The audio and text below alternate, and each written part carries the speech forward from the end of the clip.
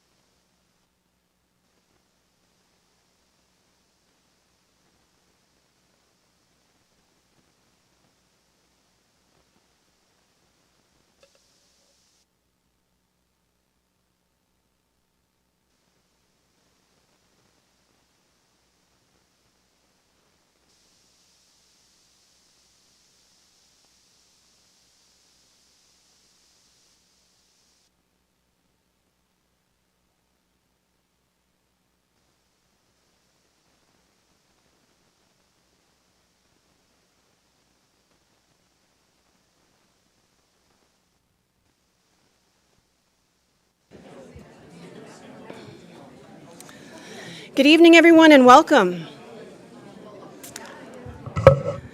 If you can hear me, give me a thumbs up.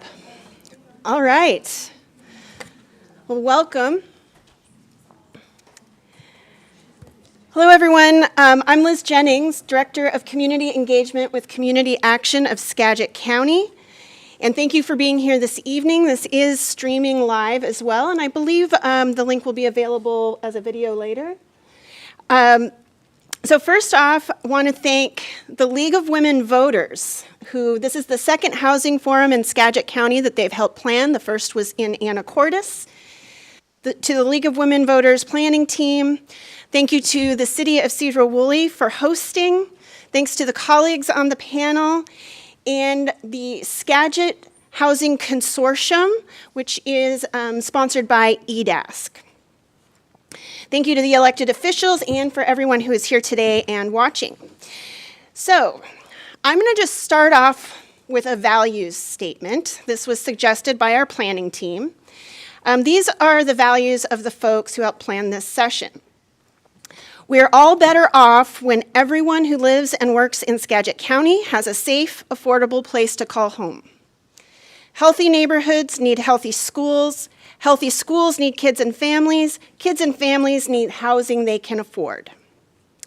Seniors should be able to downsize in the same community where they owned a home and still afford to buy medicine and groceries. Employers, economies, and communities thrive when workers can afford to live near where they are employed.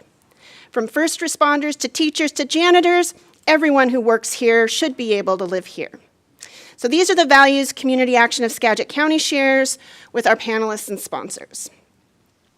So what we're going to do today, the outcomes of this forum are to learn a little bit about why housing is so hard to get in our region, how is housing impacting workers and businesses, as well as lifelong residents wanting to retire here, and our kids and families. But we're going to focus on solutions. What are the goals and tools that we already have to build the housing we need? How are governments, businesses, and housing developers working together for creative solutions? And then how can all of us as community members, how can we help? So we are going to, the format tonight, of course, this is not an official government meeting. It's sponsored by 3 nonprofit organizations. And you'll notice that we do have some elected officials on the dais today as nonprofits. We do not endorse candidates. We just happen to bring people here who know about this subject. The first hour of this is a panel discussion followed by a 30-minute Q&A. And we're using the League of Women Voters format that questions and comments should be on index cards. Does everybody have index cards?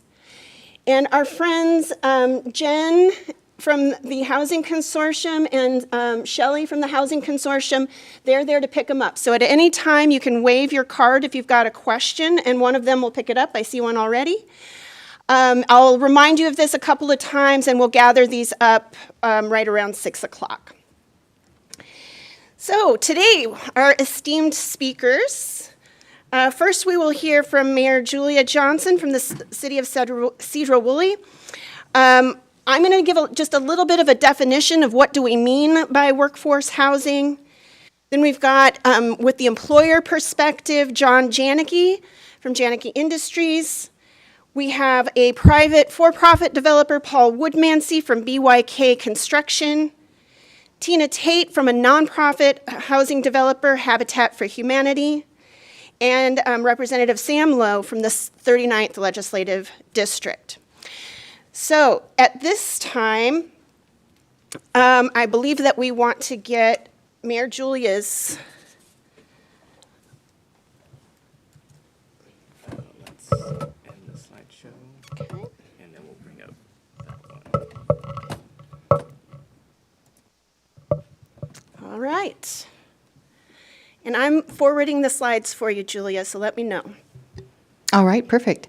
Thank you, everyone, for being here tonight. I want to thank the League of Women Voters for putting this on, Liz for monitoring it. I see that we have the commissioners here. We have some pretty impressive people here. We have commissioners, former Mayor Steve Sexton is here, and Bill, I see you too. Thank you all for being here tonight. I also would like to acknowledge my council members who are here. Would you guys mind standing up because you're doing hard work here in Sedro-Woolley for housing? Do you mind doing that? Thank you very much for being here. Yep. And before I begin, I really want to give a shout out to Nicole McGowan and also Ashton Sandoval Oaks, who I went into their office and I said, so this is what I'm looking to do, this is what I'm going to be talking about, can you put some slides with it? And they put the slides together. So the presentation you see, which I think what they put together as far as the slides are really great.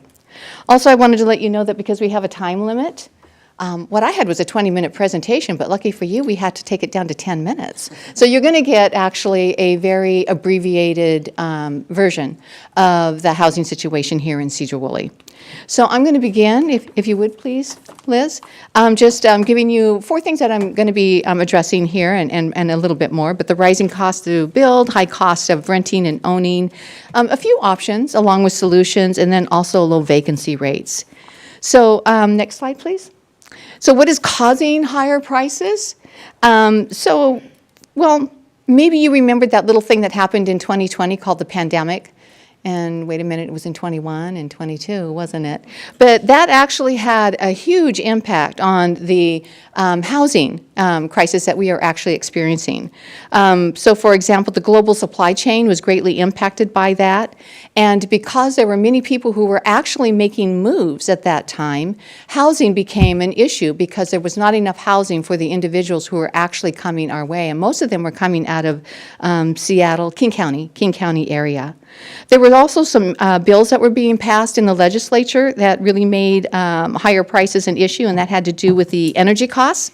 So more stringent building codes were being put into place. They related to the energy efficiency and environmental sustainability. It required more expensive materials and construction techniques, and that added to the cost. And then also there was permitting. Permitting is never an easy thing, but when the housing really started to take off again, when you have a small staff, you can only move so quickly. And I know that Sedro-Woolley wasn't alone in this, but permitting did cause delays. There was also increased housing demand, and by that I mean we grew over the last 5 years. In 2020, we had a population of about 12,000. 5 years later, 2024, we have over 13,000, excuse me. And that's about an 18% increase in population. Also in 2024, the median home cost, which I found interesting 10 years ago, the average cost was about $185,000, which, believe it or not, was lower than the state, which was at about $250,000. And of course, this drew people to our area because housing was affordable. In 2024, the average home sale right now, according to Zillow, is about $500,000, $500,000. So are you moving the slides ahead? I'm on how much should be spent on housing. Thank you, Liz. So I think that this kind of turning your attention, really, there's good information here, but turning your attention to the pie. This was really telling for me, and I knew that we had concerns here in Sedro-Woolley, but I didn't really know how much. So of course the blue is standard. It's about, I don't know, 58, 59% of the population, if I'm reading that right, 56% of the population spends less than 30% on housing, which means that they can afford insurance, transportation, food, they can, childcare. That's a good piece of the pie. A smaller piece is the cost burden, and that is 30% or more housing costs for those individuals. So depending upon where they fall, what their income is, and what their house payment or their rent is, it will depend upon how much they can afford to do with childcare, with transportation. It will reduce their ability to, kind of enjoy those things in life that we take for granted. The biggest piece, which I found most shocking, was the severely cost burden, and that is a third. It's 29.9. That is a third of our population here in Sedro-Woolley who are experiencing severely cost-burden expenses. So that means they're spending 50% or more on housing, which means when it comes to insurance, childcare, transportation, utility bills, they have to really think twice about where their money is going to go. And unfortunately, depending upon what happens within their life, should there be health crisis or loss of job, they are highly likely to become homeless within our community. So I wanted to take a look at the income bands that we have, which kind of plays into this. It divides us up just a little bit more. Cities are required by the Growth Management Act to ensure that our land capacity is capable of taking on housing for each of these income bands. So cities are not required to build houses themselves. We are to ensure that there is sufficient land for each of these housing bands that you see here in front of you. So for example, each income band is generally associated with a type of housing. To my far left, and probably your far left too, each income band is generally associated with a type of housing. So the extra low is associated with the permanent supportive housing, emergency shelters, transitional housing and group homes. The low, which is just right next to it, is low to moderate actually, is associated with the missing middle housing, which I'm going to be talking about here in a minute, such as cottage clusters, triplexes, duplexes, townhomes, and then to my far right, the above area, medium, that was the blue slice of the pie. So that's what you're looking at there, and that is, for the most part, single-family homes and condos. So just so you know, vacancy rate is supposed to be, on average, between 5 to 7%. If you take a quick look at this, you can see that we are at 4%. Healthy vacancies sit around 5 to 8%, and this allows, the reason for this is that it allows home buyers and tenants to be able to move without raised prices caused by limited housing supply. So in other words, if you were to move into a condominium, that'd be a great way to start your housing, and as you build equity into that, then you can buy, say, a smaller home within the community. So that's kind of the idea behind the housing trend. That's what you want to see happen, is individuals being able to move forward in their housing as they would like. So the housing types that we have here, I think that this is just really great because you can see the different modalities, the housing modalities, and you can see what is most present here in Sedro-Woolley. We are missing, like I said, the middle piece of it, but here you can see that we do have, the blue, of course, is the single housing. The red is the kind of the multifamily, so the apartments, and the green is the single units, and that would be usually it's like trailers or mobile homes. Next, we have the housing in Sedro-Woolley now.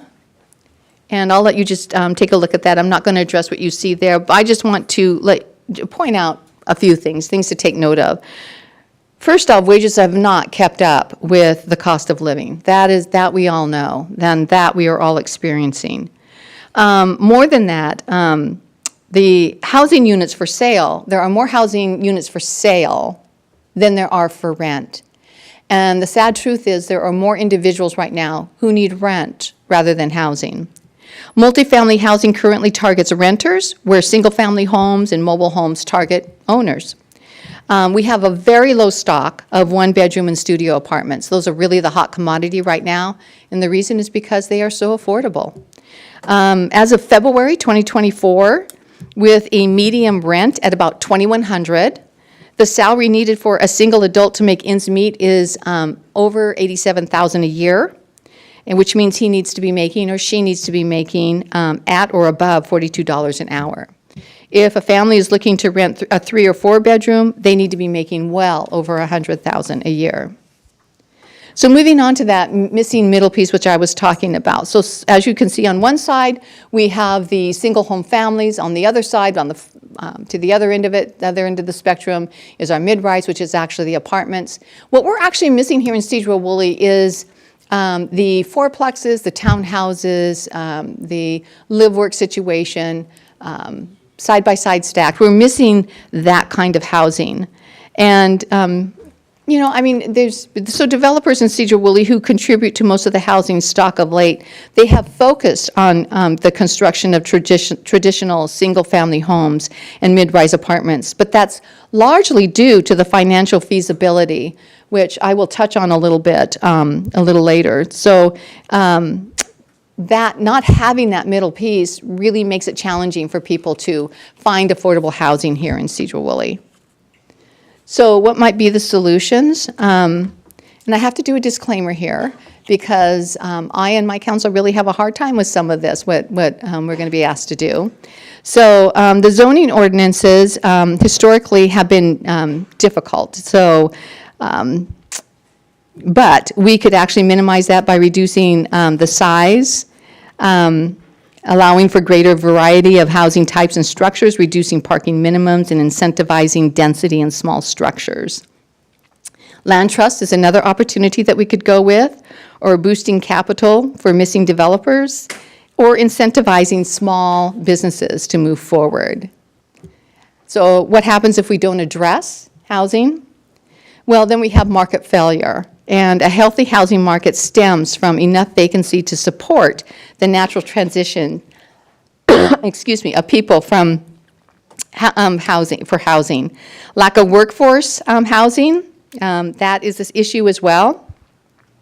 The city's workforce, employers, essential sector like education, healthcare, retail, public safety will find difficulty attracting and retaining workers if that is the case.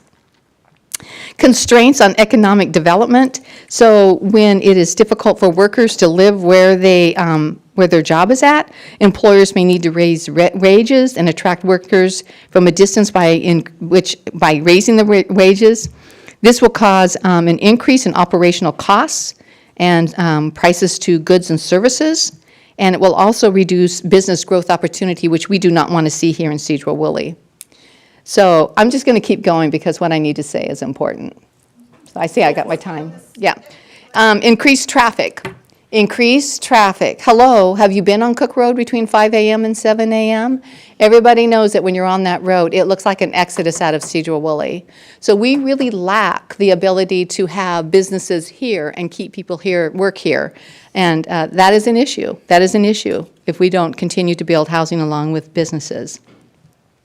Higher property taxes, that is another thing that is a problem. Sales tax will dwindle and the city will rely more heavily on property taxes to fund public services and infrastructure, which in the end becomes very, very expensive to develop and maintain. Also, increased homelessness. Lack of affordable housing is the primary driver behind homelessness. The shortage of affordable housing also leads to an over-reliance on emergency shelters, which can also become a demand on that service. It can also result in, sadly, many individuals being turned away and forced to live in unsafe and unsanitary conditions. And here is a fact that I just recently learned about, and I was quite shocked. Maybe you've read this, but if you have not, believe it or not, the fastest growing homeless population right now are individuals who are over 65 years of age. Most of them are living in their cars. And these are individuals who actually did have jobs, they had homes, they were contributing to society, but for whatever reason, whether it be health or just the increase in prices, they have lost their homes and they are living in their cars. And that is something that we are going to have to address right along with families as we move forward. So the reality check, we can move beyond that. We don't have to do that one. What I want to talk about now is what is Sedro-Woolley doing? I want to give a little bit of information here. So in a nutshell, Sedro-Woolley, back in 1967, we put together a housing authority. We were the first to do it in the Skagit Valley. We now have 80 units of subsidized housing, and believe me, we always have a long list, a waiting list for that housing. We also work closely with nonprofits. Sedro-Woolley supports Family Promise. We support them greatly because we do know that they are providing that transitional housing that is getting people off out of the cars, off the streets, out of homelessness and into transitional housing until they can move into more permanent housing. We also work with Habitat for Humanity. We've had good projects here, and what we like about Habitat is the fact that they actually provide permanent housing. North Star is another agency that we have here. It's actually a public-private partnership that unites the local governments. It's local governments, the housing, the health providers, and first responders. We provide effective care and housing for neighbors who are experiencing chronic homelessness in Skagit County. And also in the city of Sedro-Woolley, one thing that we are doing is applying for the Department of Commerce paper to digital grant, which will provide significant funding for Sedro-Woolley to transition from to a fully digital system. What's beautiful about the software is that it's capable of processing digital permanent applications. It can do virtual inspections, electronic review, and it has the capacity to do video storage, which is very helpful. One of the reasons why housing construction has stagnated in inefficiency really has to do with the permitting that's happened within the cities, and that's happened right here in Sedro-Woolley. And with this permitting process, it'll help streamline permits, and there'll be less hiccups. Zoning code amendments. Sedro-Woolley is also updating our, actually the Planning Commission is working with this right now, on the accessory dwelling units. We want to increase the allowability of density for these small-scale housing units, and that will help alleviate some of that missing middle housing piece that I was talking about. And lastly, we are in the process, as are all the other cities in the state of Washington, taking a deep dive into our comprehensive plan. It's part of our 2025 comprehensive plan update process. We're following the requirements that have been laid out in House Bill 1220. The housing element will be reworked with new goals and policies surrounding the new requirements for the plans and to accommodate housing in all modalities. So that is our major focus as we move forward with the development, is bringing in that missing middle piece. And this is where you come into the picture, because in July we had our first open house where we talked about these factions of the comprehensive plan that we're going to be working on, and one of them, of course, is the housing. And we're going to be holding another one in the fall of the year. I would encourage all of you to come, because we see you as our stakeholders, and the decisions that are made are something that we're all going to have to live with. So please give that consideration, give that thought. We would love to see all the rooms packed as much as it is now, because you have something to say, and it is your community, and you want to see it go and grow and develop the way that you want to see it go, grow, and develop, right? So thank you for hanging in there with me. I hope it wasn't too much information. If you're feeling overwhelmed, welcome to the crowd. And that's all I have. Thank you, Liz. Thank you, Mayor Julia, and we did have extra time for you to help set the stage there, so thank you so much. I think I'm going to keep my comments to the end. I was going to give a little bit more on what is workforce housing, but why don't we go straight to the employer. John, please introduce yourself and what you see as challenges to workforce housing and what creative solutions you see. Great, thank you. John Janicki here. Been in Sedro-Woolley all my life, so, but my training is, I don't have a PowerPoint, so we can turn that off. I'm a trained architect and did a lot of, I worked for a major developer in the Seattle area for years, and I have been doing development off and on the whole time that I've been here, even with, in working with Janicki Industries at the same time. I'm currently the president of Janicki Industries, working with my brother Peter. We've had an opportunity to take advantage of some projects, and so we've had to significantly increase our workforce. We're up to about 1,500 employees right now, and but they travel up to an hour. So people from Blaine, Whidbey Island, South Everett, you know, and Concrete, Marble Mount, they all come from all over the place. So we bring in a lot of people new from out of the area, and they would love to live in Sedro-Woolley, and a lot of people do. My bigger concern is pushing people out of their neighborhood because we have wages that can afford more expensive houses and so forth. So, the people up in Hamilton are concrete, and so would love to see a lot more housing, so that the houses that are older can stay more affordable. That's the way to do it. So I haven't really, all the young engineers and people, they always would love to have more apartments and things to share. They're pretty creative.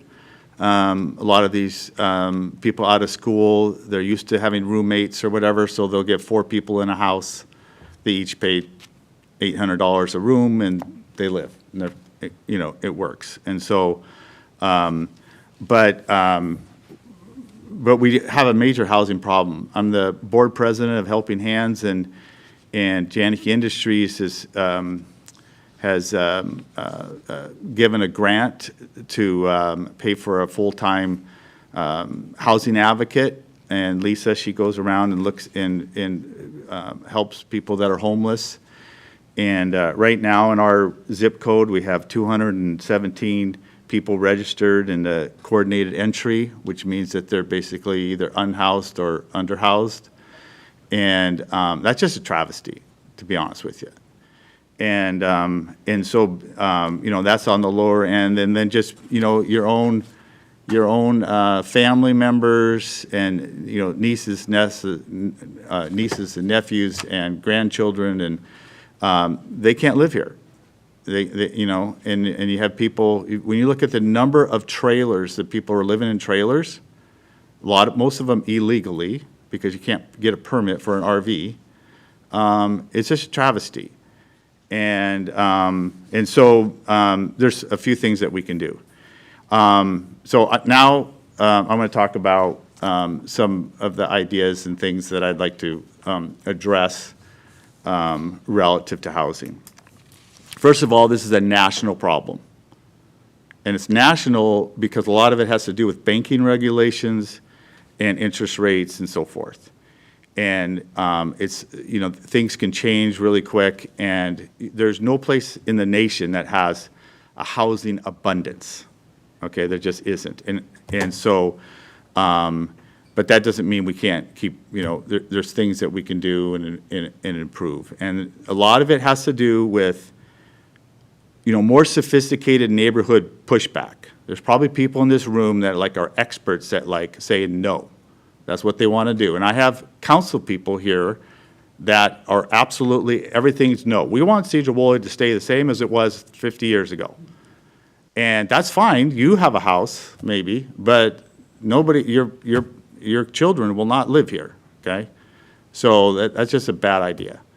So, but there's some really bad ideas on solutions. And some of the solutions are, we'll just increase density, okay?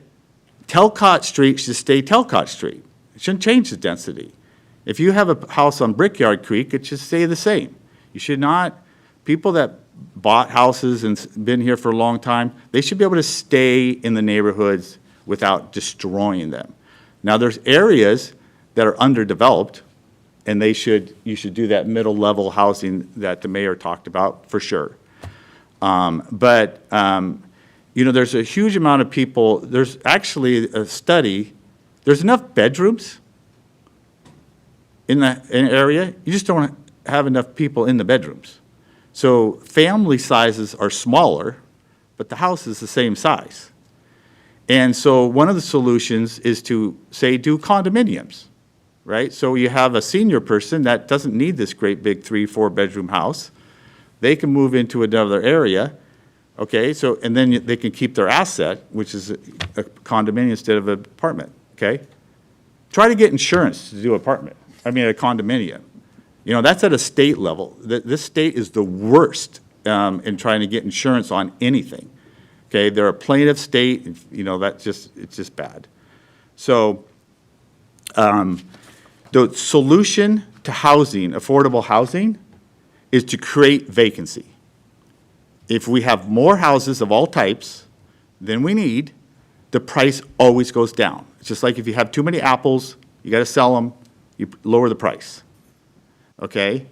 So how do you get vacancy? You get vacancy by making it easier and less costly.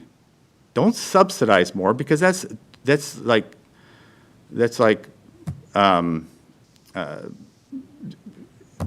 very minimal to try to subsidize. Free market can develop 3,000-4,000 units in this county really quickly if we didn't have so many regulations. Okay? So I'm assuming if I say, hey, who wants affordable housing? Everyone gonna raise their hand, right? Okay, affordable housing. Okay, who wants to take wetland setbacks from 100 feet to 15 feet? Okay? You know? Hey, so there's 5,000 lots in Skagit County without water rights. Okay? 5,000. Why do I need permission to get a permit to have, I have to have water to get a permit? Now sewer I can understand, because you could drain it into a creek or something like that. So you should have to get a sewer, some kind of sewer. But I could have a dry house. I could import, PRA water, and I could take a shower at the YMCA. So why is that a requirement? Okay? They make this stuff up all the time. Impact fees, okay? We're redoing the city hall right now. Okay? City hall, we're doing it right now. We're putting 15 units in there. It's all we could squeeze in. It doesn't make any financial sense at all. We started doing it and we're gonna do it, okay? But we would be way better putting the money somewhere else, okay? My impact fees for schools was $45,000. Okay, well, there's no kids gonna be in that because it's all little studios. And B, there's 400 people less than there was a couple years ago in the school district. So my argument is they shouldn't do anything. We did Woodlands apartments up here at Murdoch Street. I did those in 1992. My average cost of the apartments was $32,000. That was my cost. Rents were averaging $400. Okay, my sewer hookup fee per unit was $500. Can you imagine that? $500 to hook up the sewer. And by the way, I put the sewer line in, and they get a sewer fee every day, every time they use it. So I don't know why I should have paid anything. But the water hookup fee was $1,500 for the whole building. Okay? Today, it's almost $30,000. So that's a 20 times, it's not a little bit, it's 20 times more money. And by the way, we pay for water every month, so it's not like they have plenty of money. Okay? Why does it go to the developer? And which is passed on over time to the other people. So if you did the 20 times the $400 rent that we were getting, your rent should be $8,000 a month. So we're actually doing well. So there's just so many things that the city right now could say, we're not doing the new energy code. You can do that. The city does not have to adopt the new energy code. Okay? They could say, we're going to have less setbacks on wetlands. They could say, we're not going to do the new, if Paul wants to do apartments on his parking lot in Sedro-Woolley, where this grocery store is, he's got to do a new stormwater system, okay? Which doesn't make any sense at all because it's 100% paved. So the insanity is just, it's hard to comprehend. It's hard to know, where to start and where to stop. Thank you. Thank you, John. A reminder that if you do have questions, please write them on a card, hold them up. Jen and Shelley will pick those up for us. If you have questions that we don't get to in the Q&A, we're going to get them to the right people up here. So if you want to stay afterwards and chit-chat with these folks, that's great. Excuse me. Can you hold up your hand if you've got an empty chair next to you? If anybody needs a seat, there are some seats, so thank you. Next up, Paul, maybe start off telling us a little bit of your mission-driven reason for building housing and what you see as challenges, and please do focus on those solutions. Yep, absolutely. Hi, everybody. I'm Paul Woodmansee. I'm the president and owner of BYK Construction, and I'm a real estate developer here in Skagit County. We build single-family, multifamily, and multi-use communities in Skagit County and Snohomish County. My brother and I started the business in 2008, just building custom homes, and we've grown now to be a team of over 50 people. And we recently hit a pretty cool milestone that we've built over 1,000 units now in Skagit and Snohomish County combined. So, thank you. We've also had 2 other companies that have kind of spurred off of BYK, a real estate property management company called Key Northwest, and a home maintenance and repair building repair business called Home Maintenance Central. I got involved in housing affordability issues in 2016. I got invited by Dan Mitzel to be part of a group called the HADF Group in Mount Vernon, and I see other HADF members here in the room. I got involved because I saw that there was a lot of my own team members living at home with their parents making $25 an hour. And I was like, I mean, this was, 2016. That was a really good wage. And I said, what are you guys doing? They said, there's nowhere to live. And so I got involved. I found out then that there hadn't been a multifamily building built that was over 2 units in Skagit County for 4 years. And then we were the first ones to build the downtown 48 apartment complex in Sedro-Woolley in 2016 and 17 that broke that little streak. Since that time, the builders in Skagit County have begun to build more multifamily. You've seen them pop out throughout the county in Burlington. You've seen several here in Sedro-Woolley and in Mount Vernon. Even them, they've had a couple being built. This construction activity has created a new environment for me as a developer. I'm competing now for a tenant. The mayor talked about vacancy rates. 4 to 7% was kind of the different towns in our county. In 2020, it was 0.2%. We were some of the lowest vacancy rates in the nation, okay? So when I compete for a tenant, the way I compete for a tenant is I lower my rent. If I lower my rent, the community wins. Is that correct? We all agree with that? So I make this point right now because the new stock suppresses the housing costs on older stock.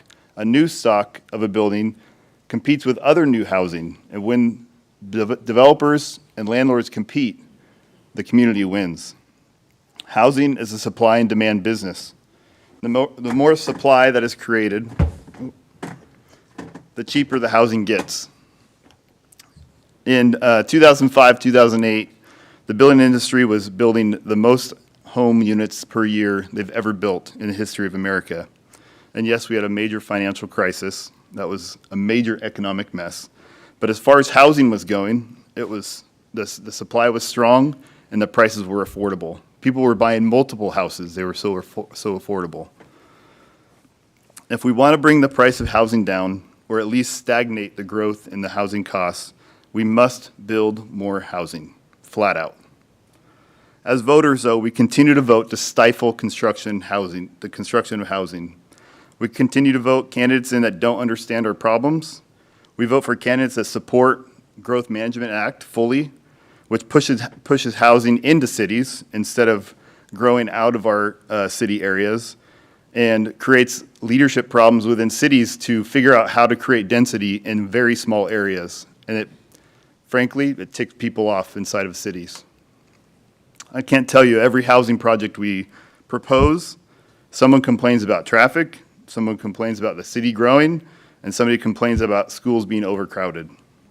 Housing development is one of the largest ways cities actually pay for new roads and how cities help pay for schools. I do understand that it's a major concern to have growth in Skagit County, and I empathize with it. I'm a lifelong Skagit resident. But I also have to urge you to see the big picture. We do not have enough housing for our kids, for our grandkids, or for when you want to make a change in your own personal housing. We don't have enough. How do we fix this? We have to point the finger solely at ourselves. We have to start voting for pro-business. We have to start voting for pro-housing candidates that understand what the problems are and what the needs are. We have to change from the top. And I'm not saying to vote for a Republican. I'm not saying to vote for a Democrat. There are candidates on both sides that understand the issues that we have. But if you're a person that votes specifically to a D or an R, then you're part of the problem. The state has seen our housing crisis grow, and finally now the State House in the last few housing sessions are making major housing code amendments that are being shoved down our throats as locals.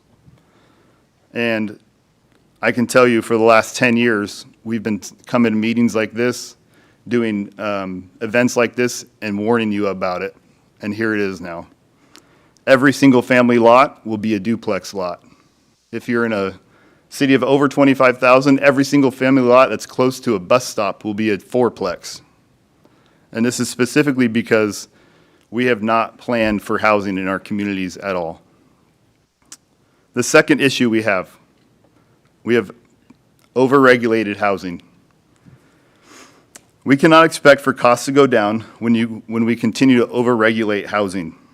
We are required to build to the Washington State building and energy codes in our state. Building codes are meant to create a minimum threshold for the health and the safety of the residents of the housing. And I'm not against building codes, so hear me out here. We have an energy code and we have a water quality code in Washington State that creates so much cost during construction and development of our lots that we are driving our own housing costs up. Just to say that we're the leaders in climate change. There's no evidence that the changes we've made over the last 25 years from these codes have made any difference. In fact, I got an email today from the governor saying how the salmon are going to die immediately, except we've made this change on culverts, and so we're saving the salmon. So over the last 25 years, all of the energy code and all the stormwater code that we've been working on hasn't done anything because, according to the governor, the salmon are going to be destroyed here soon. The BIW estimates that the increase in cost for a home just from our Washington State Building Code and Energy Code alone since 2009 is an average of $39,876 per home. Add closing costs to that, add the taxes we pay, that's over $50,000 a home easily. In an article on the BIW website, a builder member said it this way: "It makes no sense to have such a strict energy code that essentially mandates we build each home like a Tesla, when a Toyota is perfectly suitable." That is a fact. Our homes in Washington State are more efficient, green-built, and climate-friendly than anywhere else in the nation. Our energy code is the top. But this forces on all developers, it's forced on all developers, nonprofit or profit developers. And it's a major problem. And then it gets forced on the homeowners. When we go for financing in a green built application for Fannie Mae loans with our apartments we build, we don't even have to fill out the whole sheet. We immediately hit the rating that we need to hit for special financing by like 3 categories in, because that's how efficient and energy efficient our homes and our apartments are built. The second code that is a major problem is the DOE stormwater code. It increases cost every 5 years when they update it. Oh, by the way, the energy code changes every 3 years. The DOE stormwater code will be pushing us into groundwater monitoring pretty soon on every single family house that is not in a development. This means that if you're building a lot in the county, you'll have to wait till January through April to do groundwater monitoring before you can actually start your permit process or your design process. I'll leave you with this final note. The BIW study concludes that the regulations in the state of Washington now account for 23.8% of your home costs. On a nearly $600,000 home, that's $140,000 regulation costs. Start voting anti-regulation. Start voting for leaders that are pro-business and pro-housing candidates. Thank you.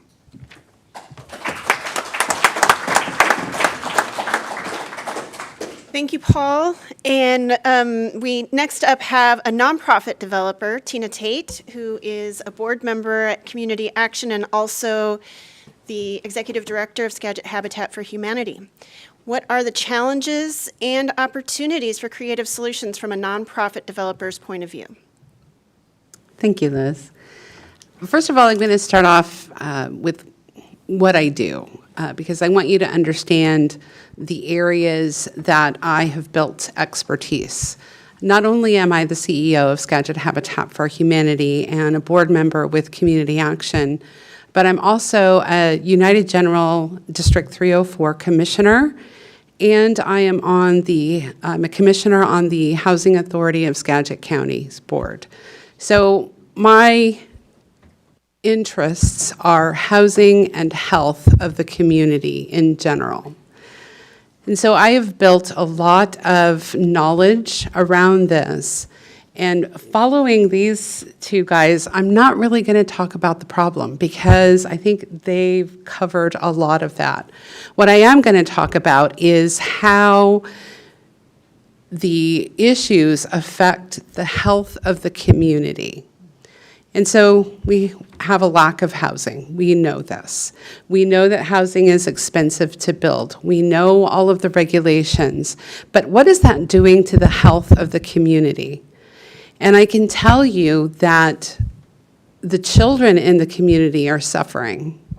They're suffering because their parents are stressed out, because their parents are having to work overtime and sometimes more than one job, especially single mothers and single fathers, because they can't afford where they're living. And so they're working extra, and maybe they can't help their kids with their homework, or maybe they're so stressed out that they're snapping at their kids when they maybe wouldn't have. Sometimes they're living in apartment complexes, and some older kids are left to their own devices, and there may be other kids in the apartment complex that maybe aren't doing such great things, and they get in with that crowd and they're going down the wrong path. There's lots of ways that having stressed out parents and children in inadequate housing affects the health of the community. It also affects the health of the community when you have a lack of housing, so there's not enough places for people to live, and so people are living in substandard housing. These are places with mold, or maybe the roof is caving in, or there's lots of different issues in substandard housing, beyond just paying more than 50% of their income on housing. And these are health issues. The health of the community relies first and foremost on stable, affordable, healthy housing. And that's where we have our biggest problem.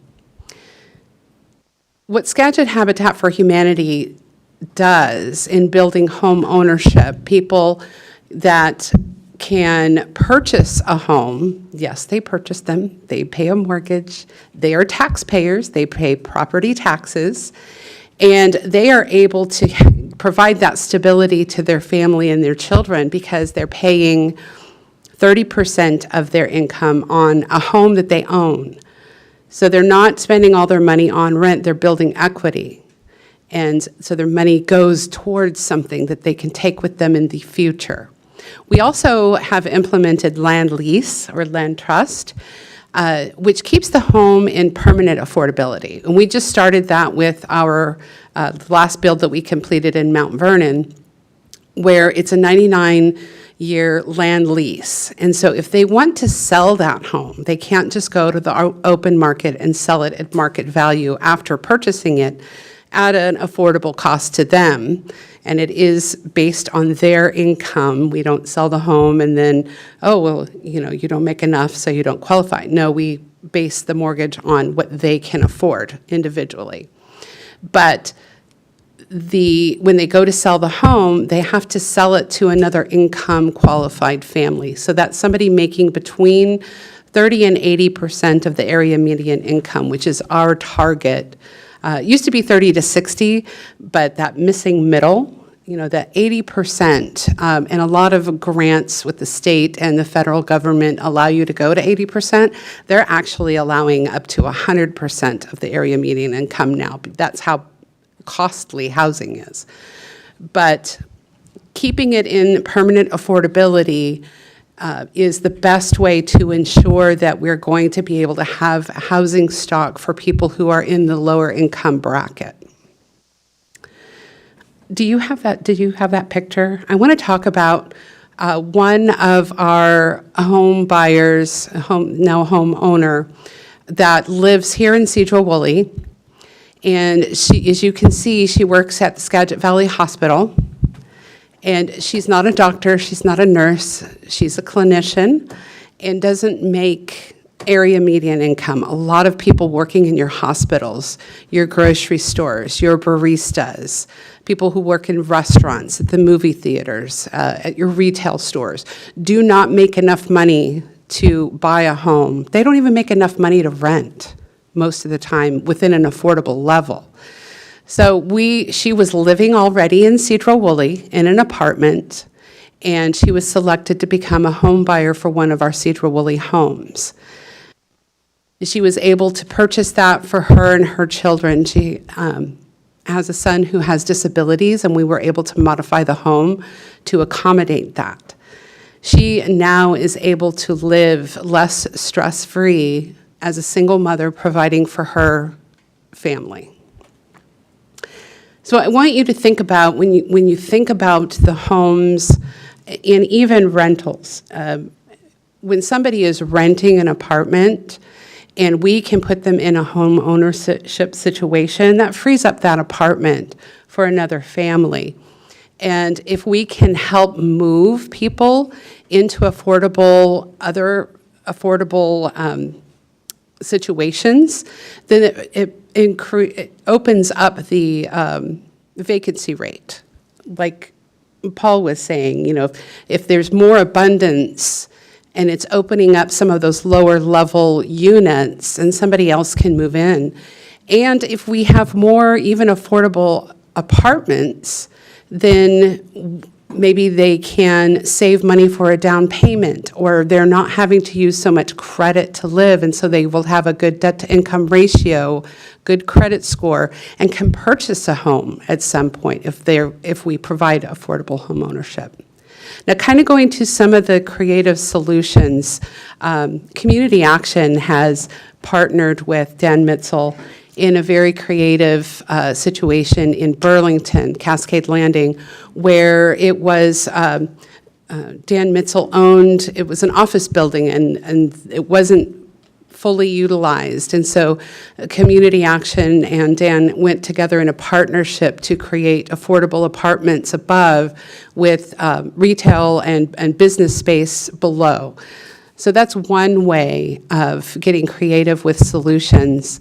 And then there's another project that Community Action is working on and is partnering with the college to be able to provide affordable rentals for paraeducators.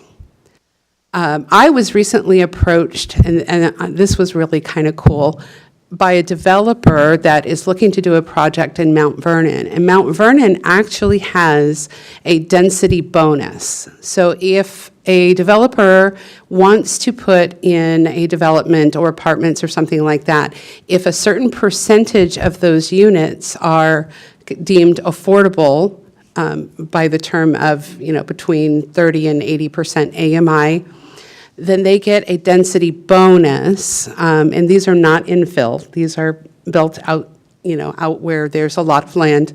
There could be infill, but this particular one is not.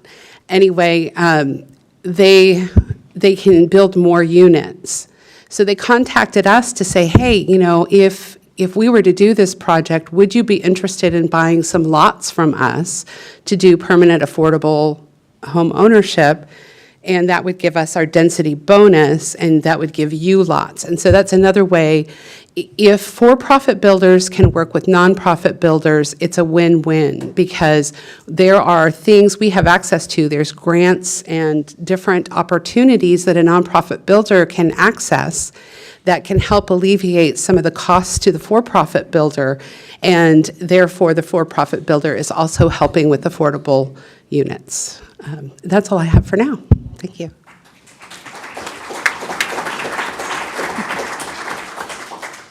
Thank you, Tina. Next up, we've got Representative Sam Lowe from the 39th District. Sam, introduce yourself. And, you know, sometimes there's tension, we heard, between local jurisdictions and the state jurisdiction. So what do you see as challenges and creative solutions for housing affordability? Sure. Good evening, Sam Lowe, State Representative in the 39th.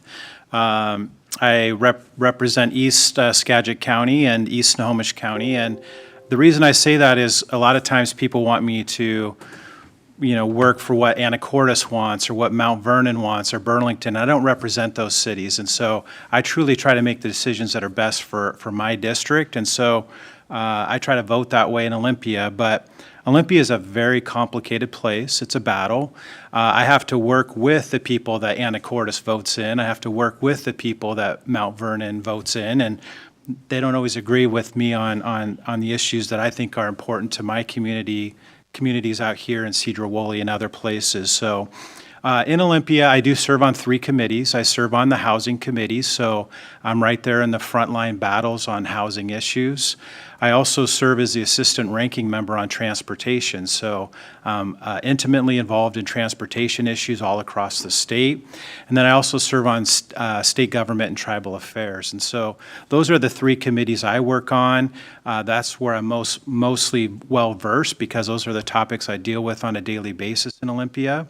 But I also work with Senator Wagner and Representative Eslick, and they have different committees that they serve on. And so as a team in the 39th, we're a powerhouse in Olympia. We're a strong team, and I appreciate working with Representative Eslick and Senator Wagner. You know, I'm the junior member of the 3, and so I've learned a lot from them.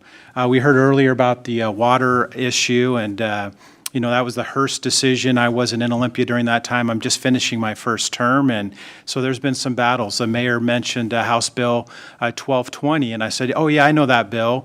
And then as she talked about it, I was like, no, I don't know that bill. And I looked, and she was referencing House Bill 1220, not from this session, but from the 21-22 session. And so I wasn't there for that vote. But as far as housing goes, because that's what we're here to talk about tonight, ironically, the legislature has been known as having these last 2 years being the strongest housing years in Olympia.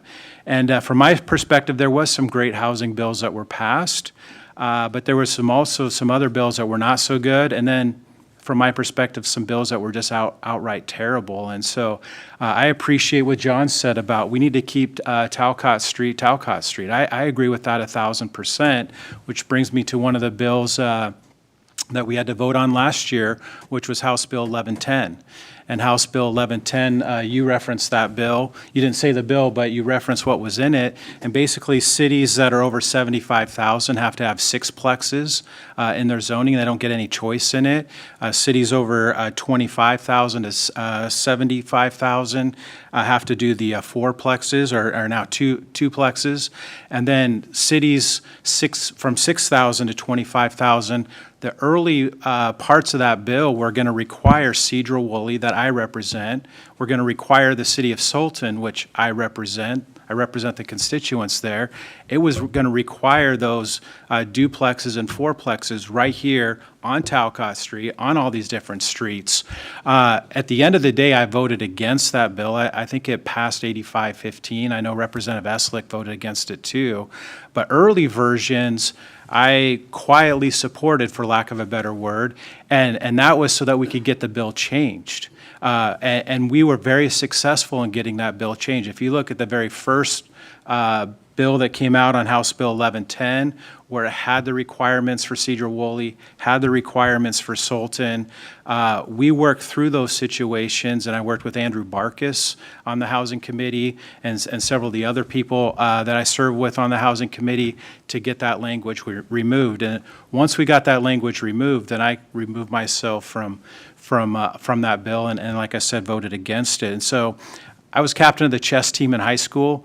Olympia, there's a lot of chess playing going on, and so I enjoy trying to manipulate bills in a good way if we can, or change bills so it benefits my community. So, like I said, I don't represent Anacortes or Mount Vernon, so if you don't like that, I'm sorry, but I got to do what's best for my community.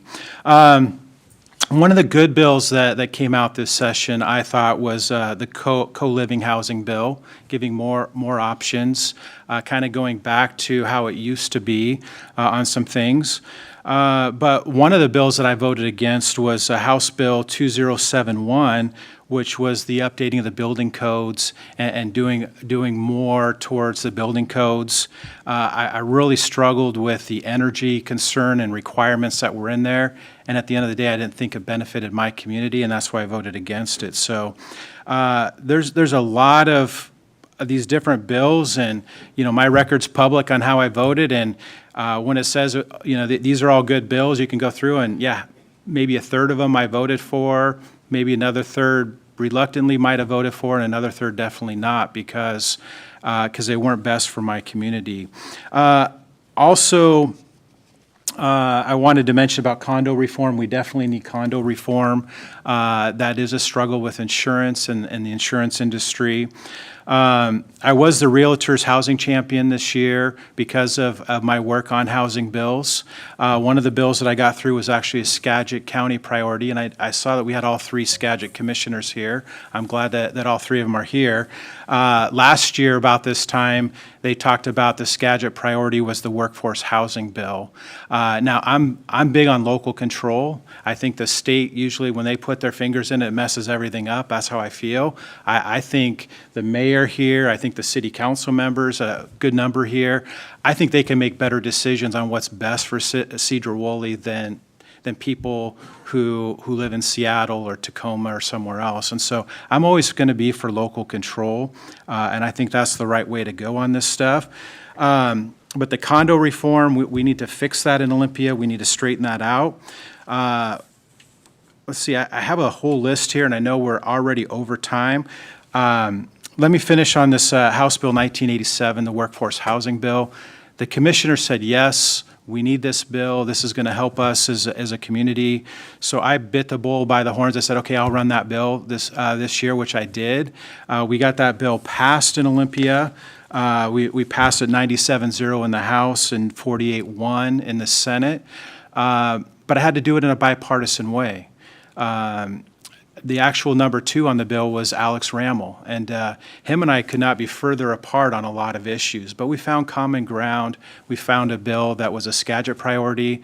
It affects the 30 smallest counties in the state. It doesn't affect the larger ones. I represent Snohomish County too, and it didn't affect Snohomish County, but it was the right bill for Skagit County, and so hopefully that will help with the workforce housing situation. I know the commissioners believe it does and will. And what I liked about the bill is the sales tax that you pay when you go to the grocery store or anywhere else, 6.5 cents of that, 6.5% goes to the state right off the top. The biggest chunk goes right to the state. And then we get whatever crumbs they give back to us. Thank you. They give us whatever crumbs come back to us.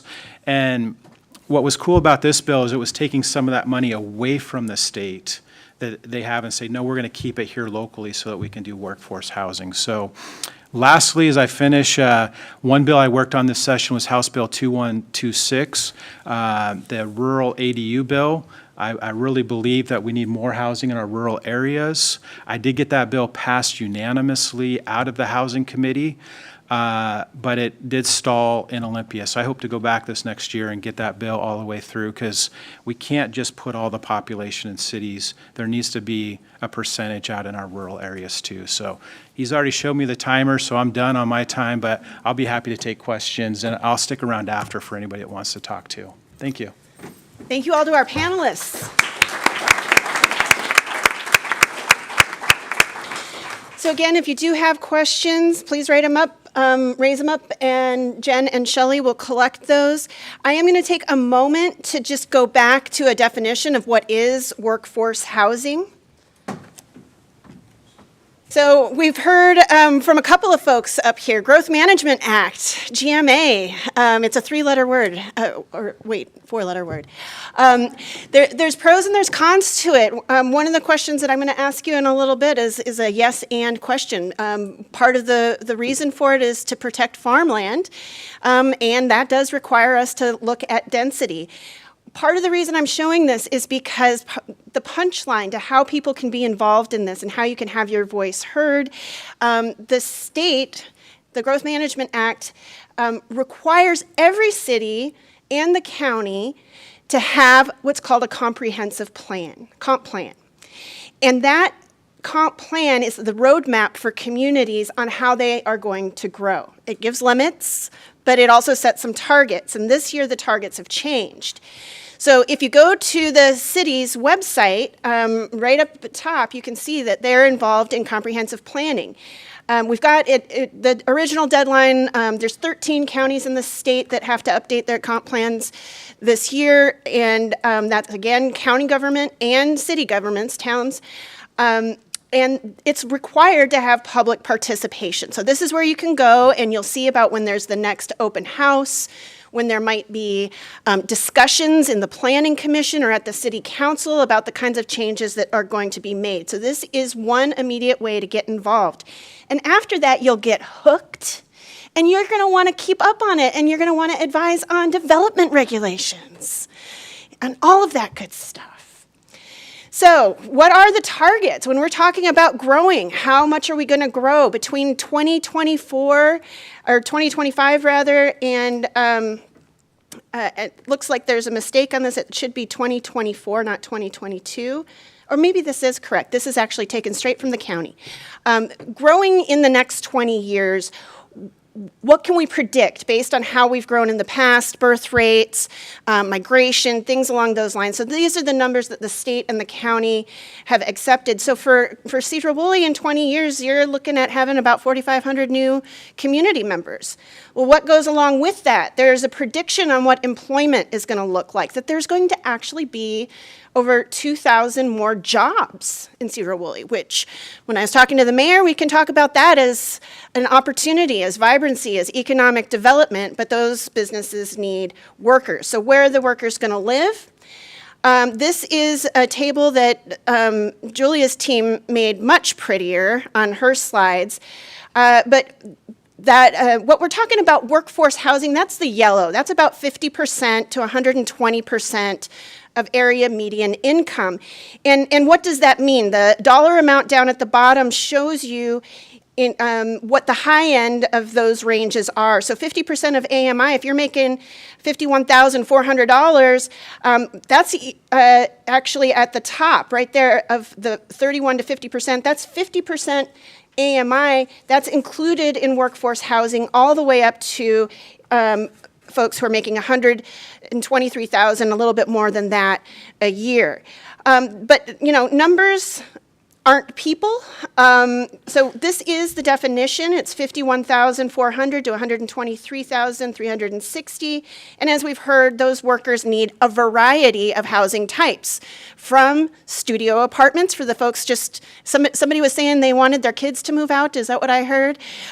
You know, the entry-level housing, we need those studio apartments and one bedrooms, all the way up to affordable homeownership, as Tina was talking about, and market rate homeownership.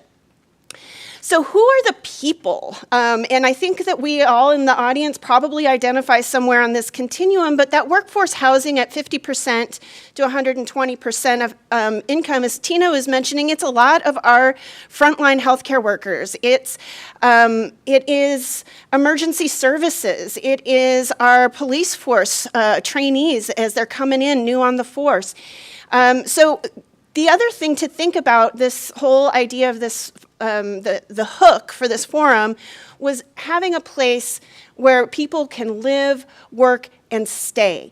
And one of the populations we heard about today that are most challenged are those seniors who perhaps had good jobs, had savings, bought a house, but maybe income poor just on a Social Security check. At Community Action of Skagit County, our team at our Skagit Food Distribution Center here in Sedro-Woolley, we provide most of the food for all of the food banks in the county at that warehouse over about by the Les Schwab roundabout. If you want to volunteer, there's a handout out front.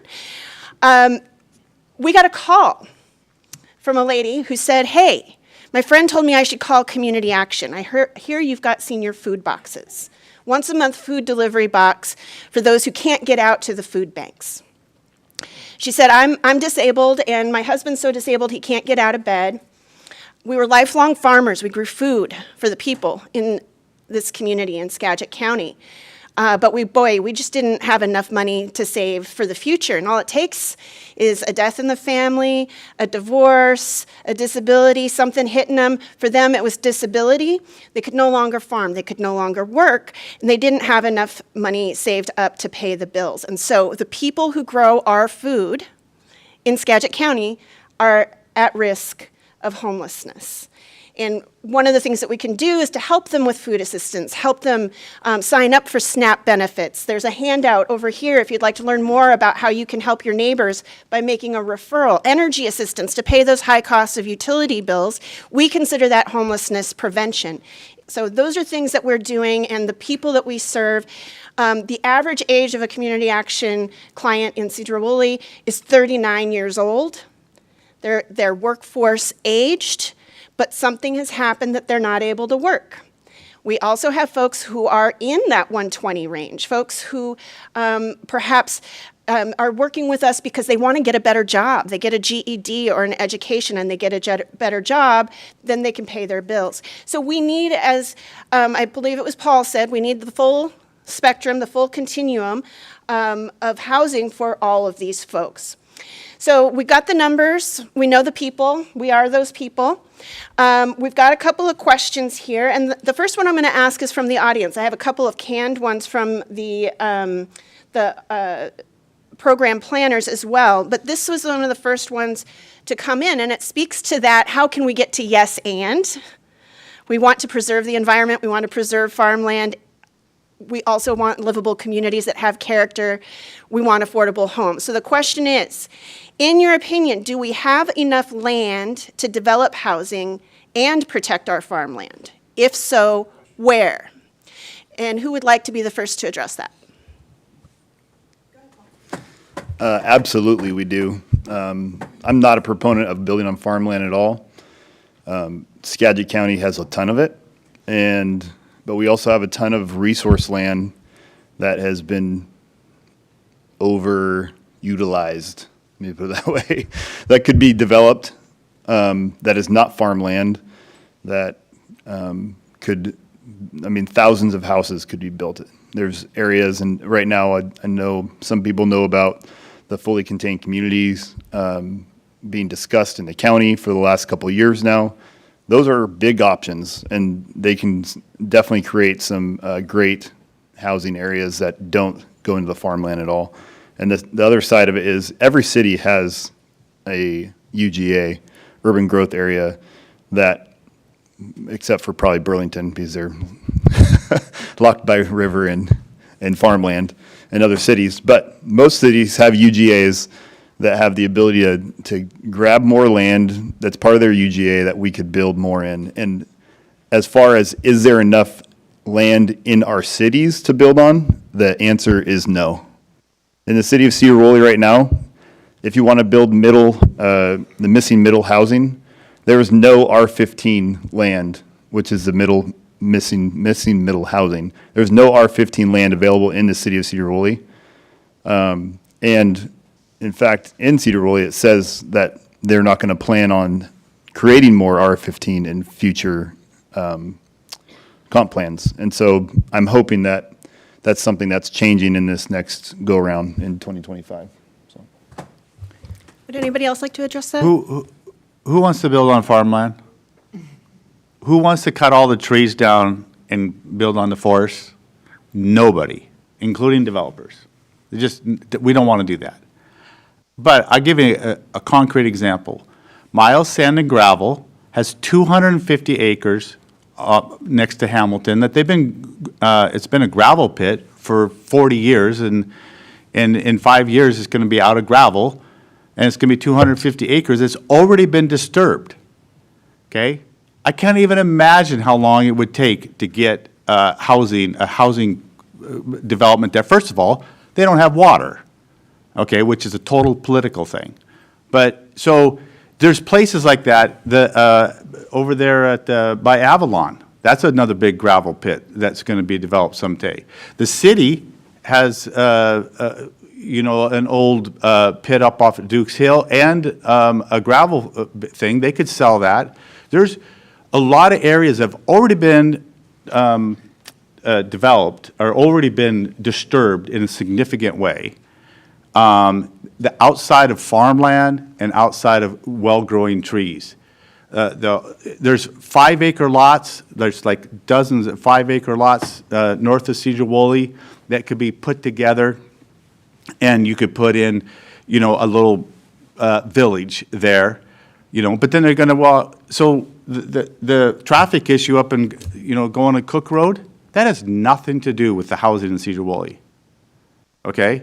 I mean, lack of housing, right, because we have to go there. But, we can't fix all the traffic problems and all the other major problems with a development. So there's a lot of areas that if we are creative, that we could develop and create some beautiful communities and not hurt the environment.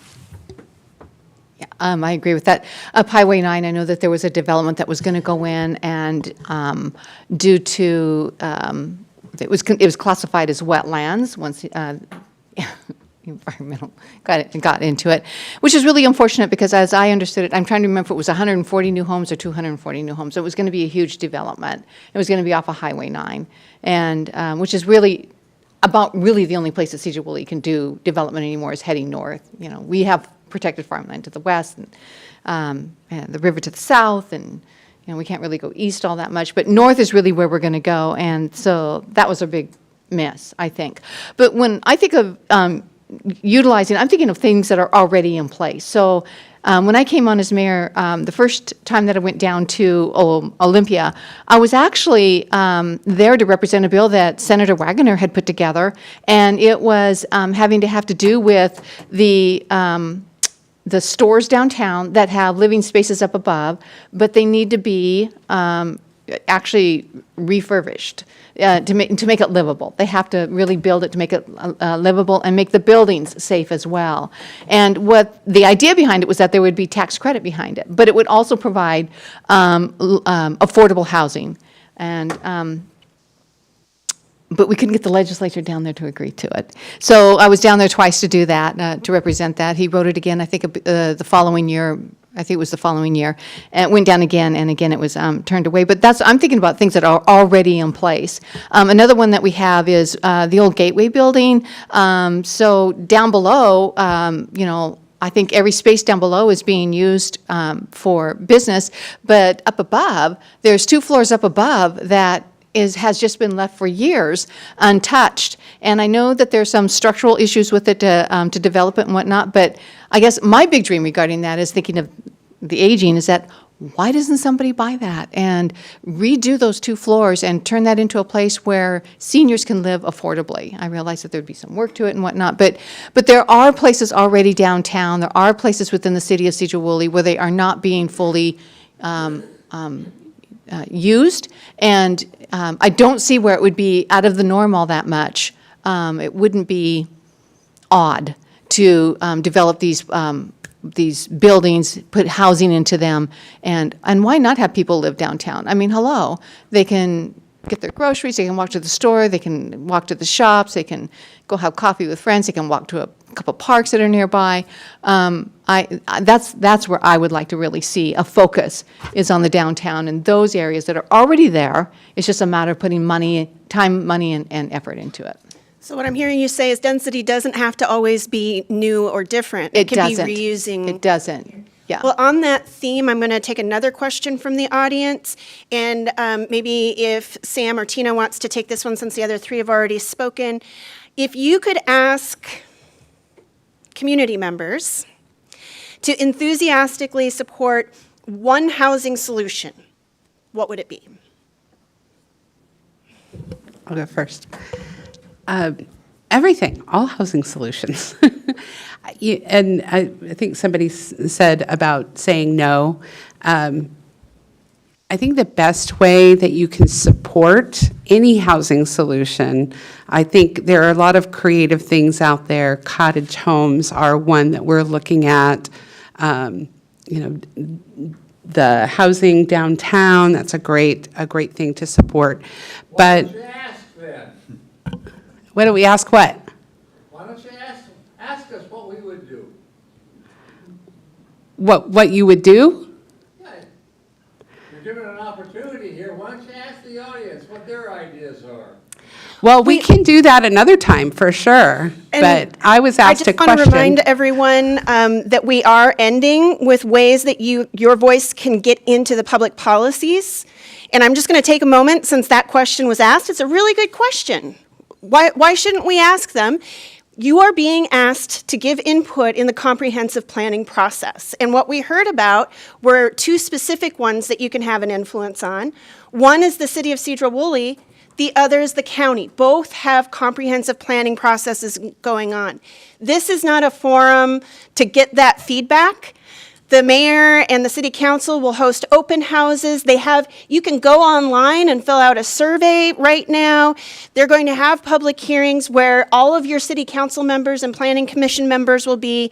So that is the time right now to have an influence on the next 20 years of development. So I'd like to finish up by hearing from our panelists. Go ahead and finish your thought, Tina, and we'll go to Sam.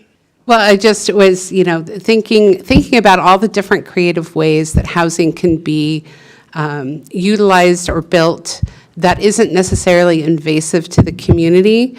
Just saying yes to that and being supportive of that. I think particularly, in city council meetings and things like that, what they hear from people who are opposing something, those are the loudest voices that they hear.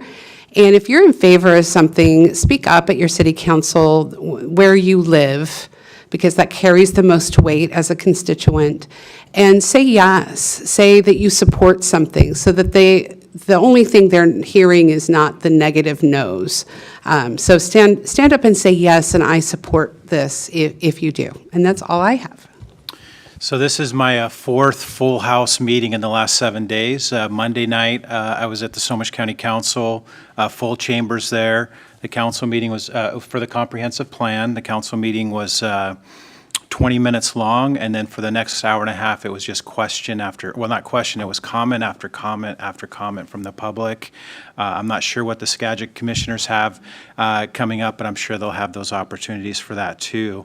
But you mentioned about the one housing bill. For me, it's House Bill 2126 that I sponsored this year. Passing a bill in Olympia is not easy. Sometimes it takes 3, 4, 5 years. It's a really difficult process.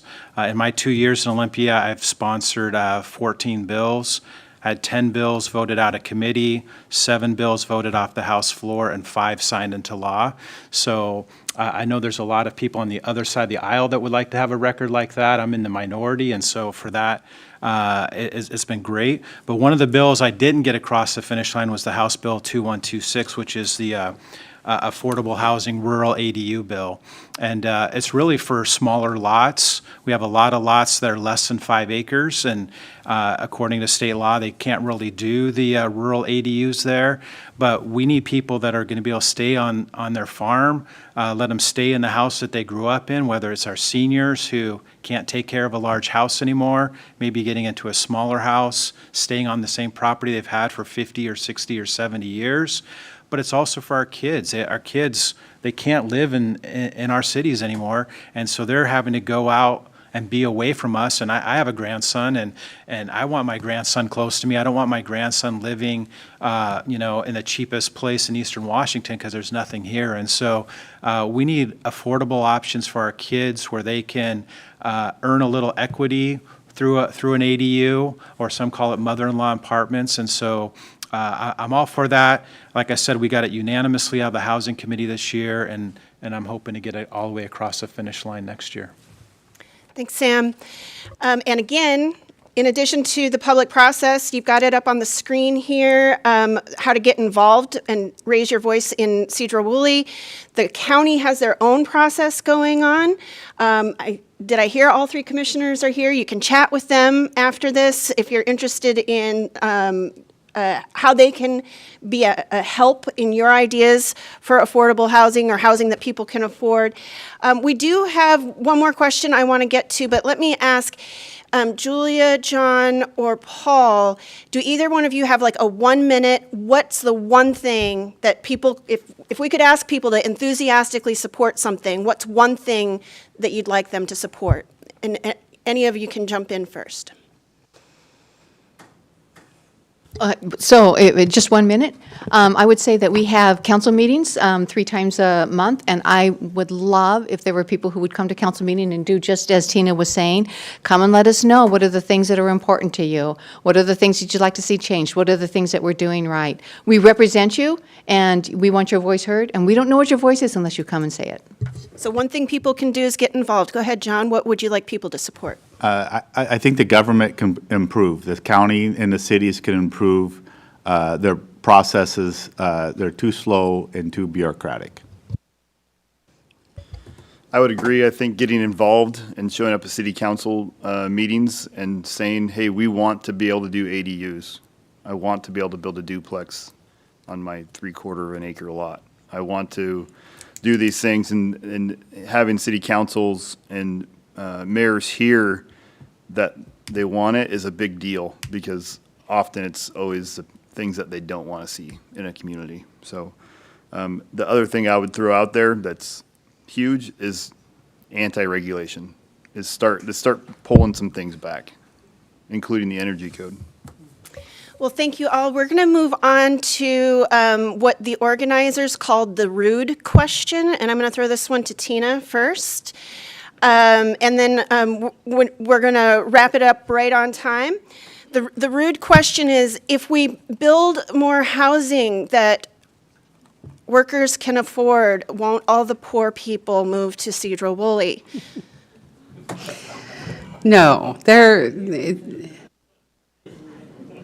are a lot of people already in Sedro-Woolley, your children, your grandchildren, nieces, nephews, that have had to move elsewhere because they can't find a place to live here. And so maybe they could move back, but no, all the poor people are not going to move in, because you're building housing that growth is happening. We just have to get a grip with that and realize that we are growing as a community, everywhere is, and everyone that needs affordable housing is not poor. I guess that's what I have to say. And I guess I would address the bias to that as someone who grew up poor. What's wrong with that? You know? And I graduated high school because we had stable housing because my dad had the VA bill, so the VA loan. So that's one of the reasons I do what I do here. I'm going to ask Mayor Julia, when I sat down with you and we started talking about this forum, I asked, what is the one thing that you hope folks leave with? And do you remember what you said? I do not. She said, I want people to walk away with hope.